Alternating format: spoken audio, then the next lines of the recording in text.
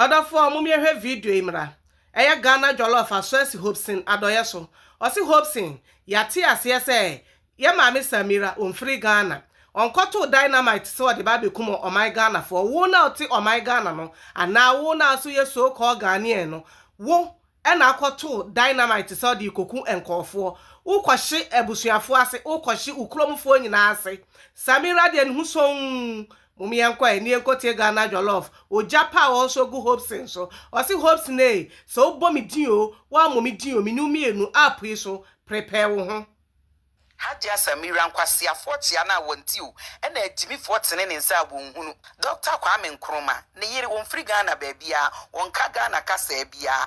na kire say Ghana jollof say Hadia Samira enkwasi afotia ne wo munsa so mu chia wonhunu se nkwasi afoka so mu chia Samira wonu wonhunu anyansafo nko anchia e na oje kire say hey Ghana jollof pa kire say Hobson adoye agimi hey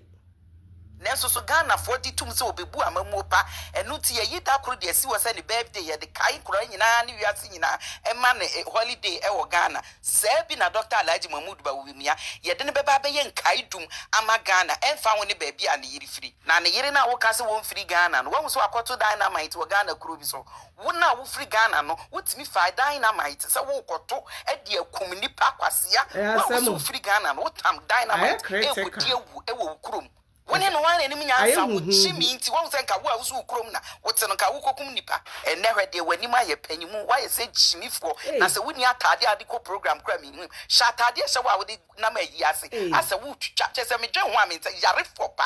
wotimi hye we wa hu hia ehia wo ankasa ekomo ti wahia wo yire kwanko dini hu a wonya atade so no wase no anya aduane ade ho basa de bia watade yellow ba kope ene so sa wede wanim aye papa panyi jimifo wanim nyina ada ne jimi na wusi wo kasa na obi ahu se koteketo na eba no jimifo ukoti so nti wadwini sha wo se fanti comedy didi wate fanti comedy wadi watem da be ye me akosu ya jollof ena de bia mi di watem usoro mi nti utimi mo mi din biem on Eja Hobson ene na wasumu a Ghana jollof say wo se fanti comedy didi watem fanti comedy omo wudin ba akokora eni watem na emu ono akosu ya jollof ena odi watem left and right nti so ye bema fabula na fabewo so o ka kira wo ne aka kira wo chena sese empo ubo ni din akoso ya jollof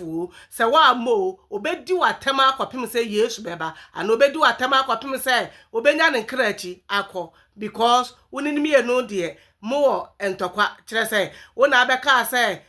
Ghana jollof eflas amaikese ne efra na beta okran up to now untumi nko Ghana jollof fie enkonkonko che no emai ne sent Ghana jollof de oyaw e ka kiro se ne obedi watema kwapem so beba sa amaikese ho aba abeche no hey ka medu watem na wobom di wa mo medi watem akwase atse wo shibifo wo se wanim wo yire cha ho nkokko wasrama ne cha ho ayi nkokko chamafo awo step daughter na oda ha no ne be ma foforo ne wo ye de ho asem beba akora no bastard ne dasoro Hadia Samira nkwa Odofo na ene Ghana jollof ene ekotie ni bae no se oni Hobson wo unfinished business e wasase so oboni dio amoni dio no jollof nde obeboni din da bia wonsusu no fa ema animnya fom wode nkofo yire no anim da ye fom no okọ akoprezi ne yire eno de Ghana ma so mo ntwema ne entwema ne chena sene mo anya amame no saa enti no said odi o ema betwitwi fom saa na nkofo so de o yire anim betwitwi fom Ghana jollof ne kotie ni bae Mrs of the living ye makram hopeless man hopes na doye kwasia nga opese Samira Bawumia fa ne nsanto nsem nchia wo se wenjai wenina wetu esi Samira Bawumia so wokrom ha na wo sore ya na odi na tem sore ya na wo kan kwasa sem bia fa ne ho na se wen wo yere gift ya doye ne ahone ne te no ne ahoja osofo obefa wo street boy no webisa ho sidenti no otimi ja osofo obefa wo street boy because of adwama nti no ja osofo no obefa wo street boy. So when you were near Samira Bawumia so when you were no Samira Bawumia so I didn't try by force. So when you were near finish so I won when we yere gift ya doye ne ho kura be funu wo my way mu ne ho be funu yenim underground yenim kwan fa so ni kunu jai yenim ye hye sumase nyina ya hyeda na ya yedin ndi hopes na doye so when jai a me yese we yere gift in a woke kana sha asem we yere gift ya doye ono na wo like wo piana sha asem se when jai Samira ba umiana wo didi na tem na wo sori na wo kan kwasi asem fa no na wo and ntia by force by force chinchina ontia wakotena TV so akodi na tem akokika nkwasi asem afa no awie we hu no wo pese on fa ne santo nsem ntia wo obsina doye hopeless man chimifo me won say na nsem be jai atem didi mpemfu bi betu mi fo say atem didi ni mi jai na me nsem ameka ne nyansa o mi ntimi jai atem didi no ba my tena say who say no, some people deserve it. Kwasi ya why wa bodwe say sa apapun. Wa be gina be di Samira ba omi aten kwasi ya yiri gift no kra ne size ne Samira ba omi a.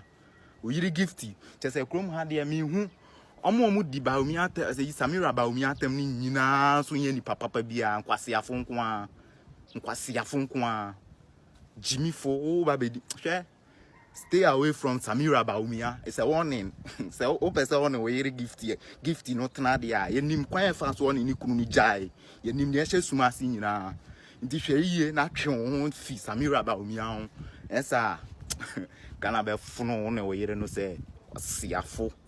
Ya pim so e de ni kiremu e wa to mantem NDC mebunu e na wade atudwa watches sisi ade wo ma ban net so e wo prisi ahuni valenti ye je ma we de ye di enwuma hodo bi e ye o man de a se ne NDC aban net so nti yen e na safata ye yen e na wose ye se adwuma no wani ye adwuma e wo National Identification Office wo mo se e be o manfo ni mpie se ne e be o mo ankasa Ghana card no wo betimi ache na na die ase sabe Chinese movie na ase Rambo star no wo mu kopie mu office won mabusua ese wani sisi e ka kire wani e jakcha akran fa no ho wo mu du ho no adwumafo ya wo mu che Ghana card se wo hye siu wo hye t-shirt wo mu du anu wa hwe nim ka che pie na afi wo bisa ho kosa mi pie a me ko he wose ya ban na te so aban ya NDC aban na te so se mu se ye famode a na ye MPP time and ye de famo sisi ya ban na egu so ya wo reset bibia wo my Ghana mu ntinom adwuma ne pa de ya mamonye ti wo mu gina hodom a wo bet scratch se we mpia kwan am na obefa so no na ya wo bi nkonsa ne ya wo bi eti kwa so ne kwa na menya kwan enti afi adwumafo ne ti wadi wo mu hwese ne esi kwana na eni ya ye nya nti we fa ne bag ya ma na wo mu no ya kura na ya mobo se tawisie no wo fa ne bag ya no wo se mema ne de ase kokotakosa igobi na wo mema mu no ase mekome nko wo kwa na afem wo hwe mebu ne ni mu din re timi so wo ka won tiri se wo minya wa kwan am na obefa so no na so wo ntimi anya hwe sanse mebu ne wo mo do so pa na wo hwe padlock pa wo to obo ase office no wadi tum ebia ne die ntinom se wo safo no kwa da ho a wo ntimi nko ese wo kwa kobie na pani ya wada National Identification Authority na no eye Henry Damo won nsentro fo di nkomo no se mebu na wo mo ba ne de Ghana fo wo mi na ye nim wo mo pa wo presti ahuni valley honom wo mo ye NDC fo kire se NDC fo colors ya se bi utwa mo amoje be frim beba no ya na green kakra wom red kakra wom white wom to wo mo ye NDC fo a kire se they know them wo mi nim wo mo na asamba ko wo mo che ne sem wo mo te se e ya ban name sini no na hya wo mo sem office wo mege moso na afi office no wo mo nsantum enti wono de ani ote ye no and wo ka kire nsentropoi na anim se peace kase bode ye te asem a ye nyina fa akomoa te ye te se MCE ena ne nsaso nti wase ye ntutu office monom ene ye ko ne nchen mai ye ramati kofi aye ene ye bi so penin senti ye wura wo hwe adwuma pa wo mo bo Ghana card ene wo ko bank ya okwa ya ne aka cho so Ghana card wo he senya Ghana card na hu hia nti adan ena MC senya wunim Ghana mra be soma mebunu sem won koto office na o se mwane kacha ne yesu mu ankasa pani na wada no kacha ne o se dabi ensentro we dia pia dan kwa wa ya de se ye baby fo yi bia nko mo te ya na o ma ba mo station wonom abo amane we dia me kacha Ghana fo se me MC aye minim hu ma cheche se minim hwe na mpo apia wa ya de so abeka kire me sisi ya wa bo mamane se mi ankasa mi tu ana mo se ye betimi aye asem mu nhwehwem ekosi ase ya pim so e de ni kiremu